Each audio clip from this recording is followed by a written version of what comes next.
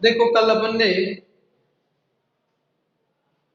मोहम्मद बिन तुगलक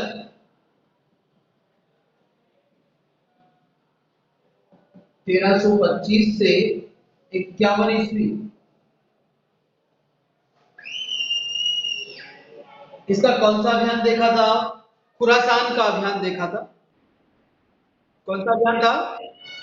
खुरासान अभियान। अब अपन आगे चलते हैं और इसके दूसरे अभियान के बारे में बात करें तो इसका दूसरा जो अभियान है वो है नगरकोट की विजय।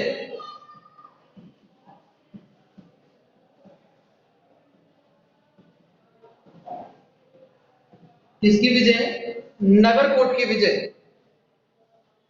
ये पंजाब प्रांत के कांगड़ी जिले में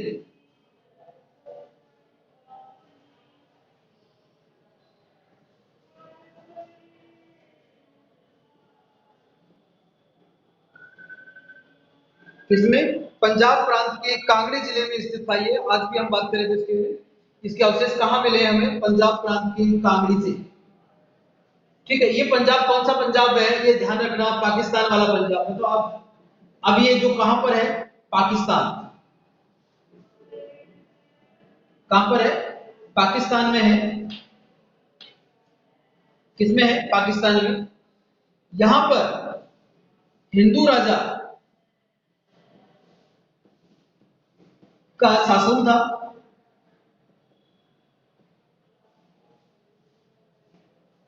किसका शासन था? हिंदू राजा का शासन माना गया है। और मुस्लिम प्रभाव से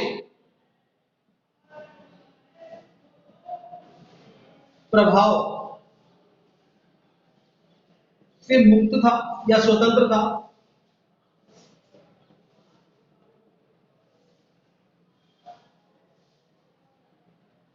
यानी कि मुस्लिम प्रभाव से ये स्वतंत्र था।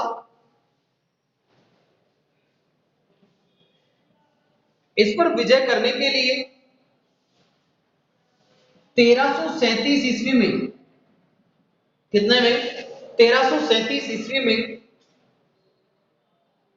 एमबीटी ने सेना भेजी थी।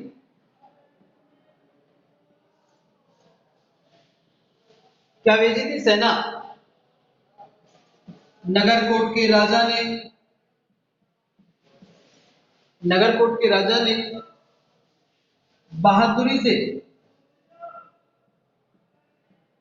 सामना किया, लेकिन वह परास्त हुआ।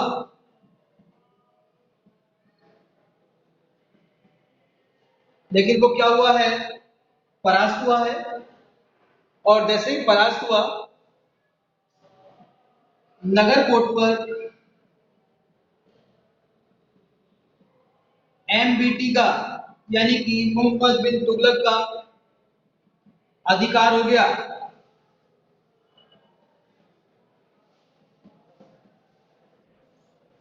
क्या हो गया? अधिकार।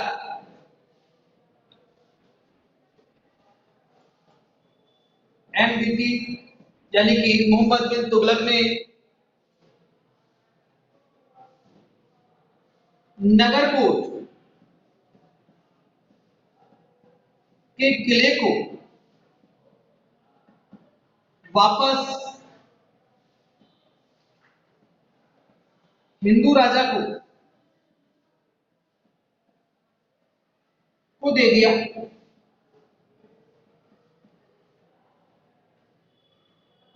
किसको दे दिया? हिंदू राजा को वापस लौटा दिया भैया। यानी कि इतनी मेहनत की और मेहनत करने के बाद वापस हिंदू राजा को ये किला वापस लौटा दिया। अर्थात चलो ठीक है, आपने हिंदू राजा के ऊपर आक्रमण क्यों किया था अगर वापस लौटाना था तो? अगर इस किले को वापस लौटाना था तो उसको आक्रमण की जरूरत कहां थी? अब उसने क्या किया कि वापस जो किला लौटाया वो तो कोई बात नहीं, लेकिन हिंदू राजा उसका क्या बन गया? शत्रु। हिंदू राजा उसका हमेशा के लिए शत्रु बन गया भैया। क्या बन गया? शत्रु, यानी शत्रुता मोल ले ली वह जबरदस्ती। अगर यही कार्य करना था तो जीतने की जरूरत कहां थी? ठीक है, तो भैया नगरकोट की क्या थी? ये विजय थी। ये नगरकोट कहां पड़ता है? वर्तमान का जो पाकिस्तान है उसका जो पंजाब प्रांत है ना, उसका एक कांगड़ी जिला है, उसमें उस क्षेत्र में है ये। यहाँ का जो शासक था वो कौन सा था? हिंदू राजा था। और मुस्लिम प्रभाव से वो क्या था? स्वतंत्र था। मुस्लिम प्रभाव से वो क्या था? स्वतंत्र था। यहाँ पर 1737 ईस्वी में मोहम्मद बिन तुगलक ने सेना भेजी थी। राजा ने बहादुरी से सेना का सामना किया, लेकिन वो क्या हो गया? परास्त हुआ। और नगरकोट पर एमबीटी का अधिकार हो गया, मोहम्मद बिन तुगलक का अधिकार हो गया। और एमबीटी ने नगरकोट के किले को वापस हिंदू राजा को लौटा दिया। हिंदू राजा को वापस लौटा दिया। और इससे हिंदू राजा उसका हमेशा के लिए क्या बन गया था? शत्रु। क्या बन गया? शत्रु। छाप दीजिए लाला फिर से, प्रिंट।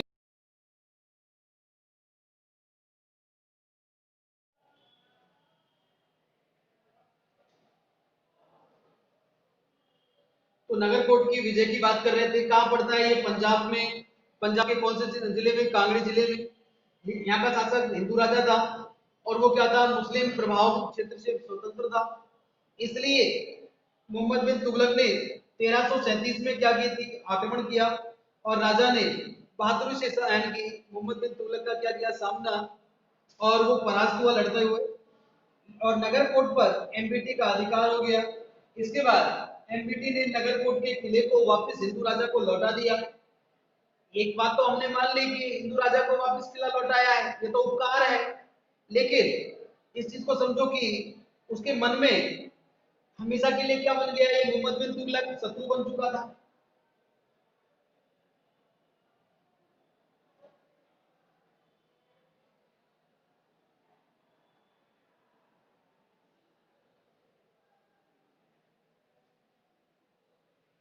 चलिए, नेक्स्ट अभियान जो है उसका है वो है कजराइल का अभियान।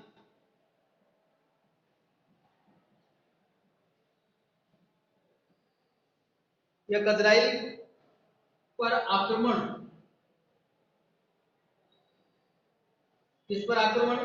कजराइल पर। याद रखना बच्चों, ये कजराइल जो है ये चीन है।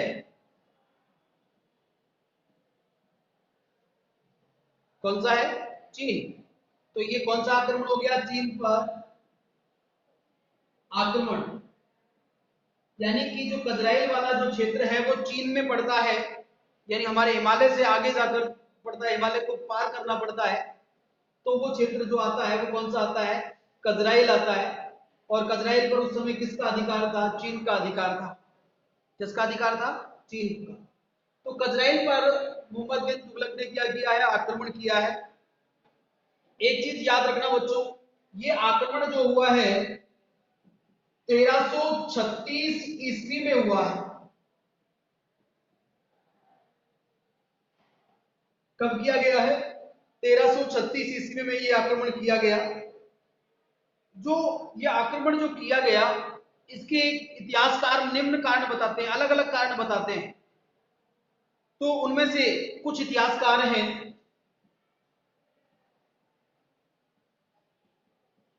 इतिहास का क्या कहते हैं? देखो कि कजराइल में, किसमें? कजराइल,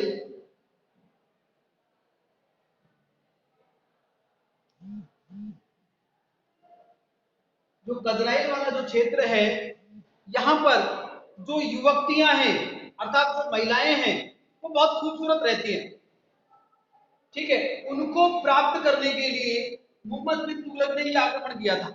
कौन कह रहे हैं? कुछ इतिहासकार कह रहे हैं कजराइल की सुंदर युवतियों को, सुंदर युवतियों को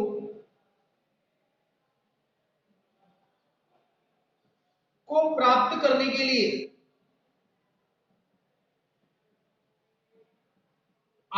किया गया।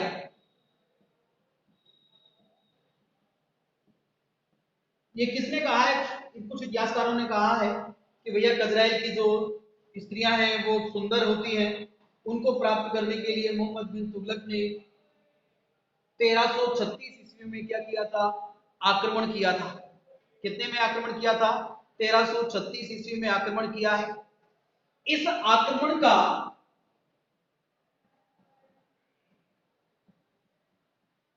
नेतृत्व खुसरो मलिक को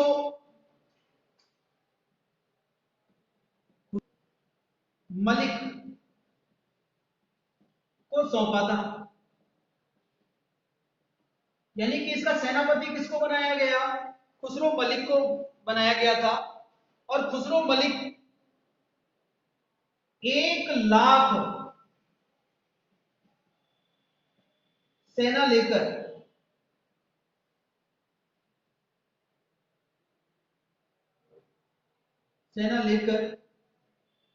आक्रमण किया या लेकर गया, ऐसे लिखो। कितनी सेना लेकर गया था? 1 लाख सेना लेकर गया था। जैसे ही हिमालय पर्वत को पार किया, उस समय आपको मालूम होना चाहिए हिमालय पर्वत पर बर्फ गिर रही थी। क्या गिर रही थी? बर्फ गिर रही थी। तो बर्फ जब गिरती है तो भैया रास्ता वास्ता नहीं मिलता। और हिमालय में रास्ता मिल सकता है क्या? नहीं। तो याद रखना कि ये जिदिया एक स्थान है, ये हिमालय के परली तरफ है। जिदिया पर आक्रमण किया और उसे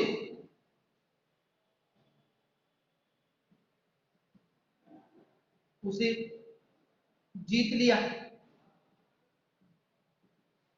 खुसरो मलिक ने जिदिया पर आक्रमण किया और उसे क्या कर लिया? जीत लिया। ऐसे ही सेना आगे बढ़ी।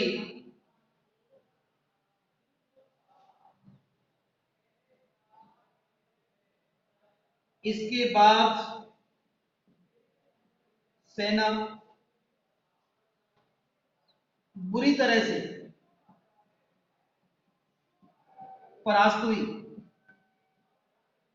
इसके बाद हम बात करते हैं, जो सेना थी ना, वो बुरी तरह से परास्त हुई है आगे बढ़ते ही, है ना।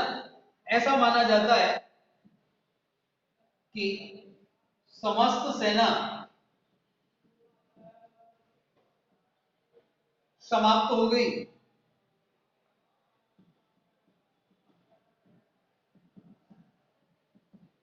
समस्त जो सेना थी वो समाप्त हो गई, है ना।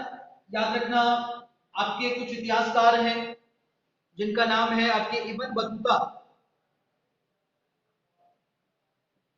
इब्न बतूता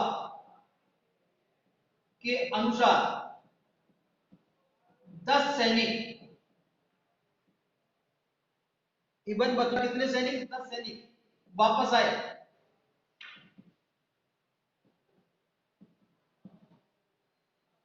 कुछ इतिहासकार कहते हैं कि 3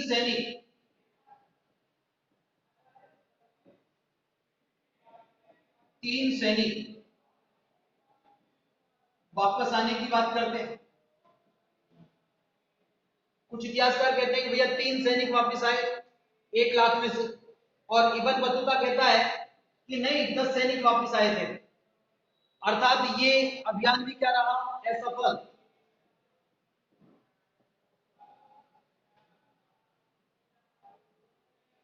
क्या रहा? ये असफल रहा। छाप दीजिए।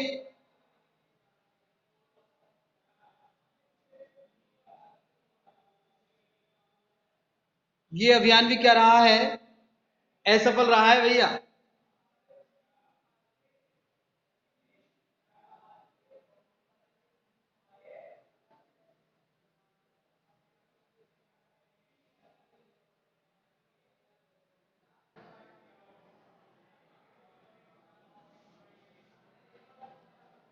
मिटा दूं? चलिए देखो, एक बार देखिए दोबारा से। कौन सा आक्रमण था? ये कजराइल पर आक्रमण था। और कजराइल कहां पड़ता है? चीन में। कजराइल कहाँ पड़ता है? चीन में। तो ये कौन सा आक्रमण है? चीन पर आक्रमण है। और ये कब हुआ था? 1326 ईस्वी में, सॉरी 1336 ईस्वी में। कब हुआ था? 1336 ईस्वी में हुआ था। कुछ इतिहासकार कहते हैं कि इसका कारण कजराइल की सुंदर युवतियां थी। क्या थी? कजराइल की जो सुंदर युवतियां हैं अर्थात महिलाएं हैं, उन करने के लिए मोहम्मद बिन तुगलक ने यह आक्रमण क्यों करवाया था? इनको प्राप्त करने के लिए करवाया था, सुंदर युवतियों को। इस आक्रमण का जो नेतृत्व है वो किसको दिया गया? खुसरो मलिक को। किसको दिया गया? खुसरो मलिक को। और कितनी सेना भेजी गई? 1 लाख सेना भेजी गई खुसरो मलिक के नेतृत्व में।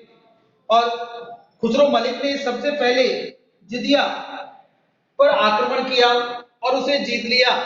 लेकिन जैसे ही वो जिदिया से आगे बढ़ा तो इसके बाद में उसकी सेना क्या हुई?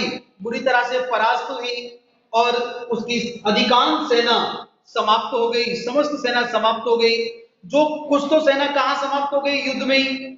और जैसे ही वो मौसम परिवर्तित हुआ और ये जब सेना वापस लौटी तो कुछ सैनिक जो हैं वो बर्फ के द्वारा दबकर मर गए। बर्फ के माध्यम से या हिमालय पर्वत में जो रास्ते हैं उनसे गिरकर वो अपने प्राण गंवा चुके थे। तो इस प्रकार से इब्न बतूता कहता है कि भैया मात्र 10 सैनिक वापस लौट कर आए थे। कितने सैनिक लौट कर आए थे? 10 सैनिक। और कुछ अन्य इतिहासकार कहते हैं नहीं भैया 3 ही सैनिक आए थे। कुछ इतिहासकार 3 मानते हैं और कुछ इतिहासकार क्या मानते हैं? 10 सैनिक। इसलिए हम कह सकते हैं यह अभियान भी मोहम्मद बिन तुगलक का क्या रहा था? असफल रहा। क्या माना गया है? असफल अभियान है। तो छाप दिया आपने इसे। चलिए आगे चलते हैं।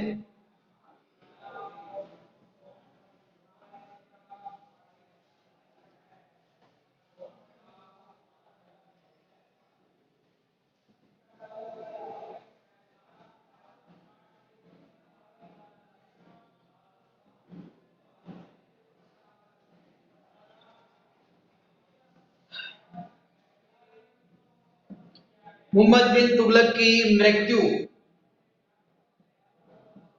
किसकी तरफ चल रहे हैं अपन? मृत्यु की तरफ चल रहे हैं। लेकिन मारेंगे नहीं भैया अभी, याद रखना। 1347 से 51, कितना? 1347 से 51 ईस्वी, या सॉरी इसे मैं आपको 50 ही कर देता हूं। 1350, 1347 से 1350 ईस्वी तक सुल्तान जो है गुजरात का एक सूबेदार था। गुजरात के सूबेदार तागी,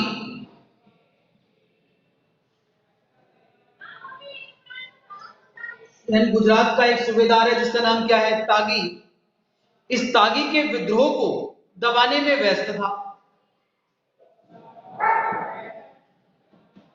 विद्रोह को दबाने में